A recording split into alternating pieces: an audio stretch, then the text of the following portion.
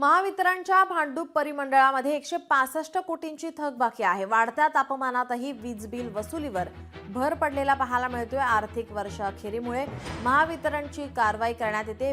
वीज बिल भरता यावं यासाठी सर्व तरतुदी करण्यात येत आहेत। वीज बिल भरणा केंद्र सुट्ट्यांच्या दिवशीही सुरू असणार आहेत। आर्थिक वर्ष अखेरीमुळे महावितरणने भांडूप परिमंडळातील वीज ग्राहकांकडे थकीत असलेल्या 165 कोटी रुपयांच्या वसुलीवर भर दिलाय। दुसरीकडे वीज ग्राहकांना वीज बिल भरणं सोयीचं व्हावं यासाठी आता वीज बिल भरणा केंद्र साप्ताहिक सुट्टी किंवा सार्वजनिक सुट्टीच्या दिवशीही कार्यालयीन वेळेमध्ये सुरू ठेवले जाणार आहे। त्यामुळे ग्राहकांना दंड तसेच कारवाई टाळता येईल।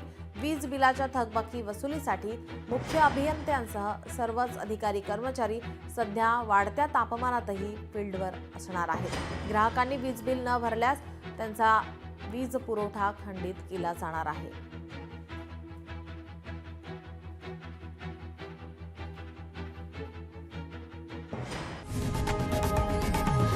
लोकशाही मराठी ऐका, पहा, जागरूक रहा।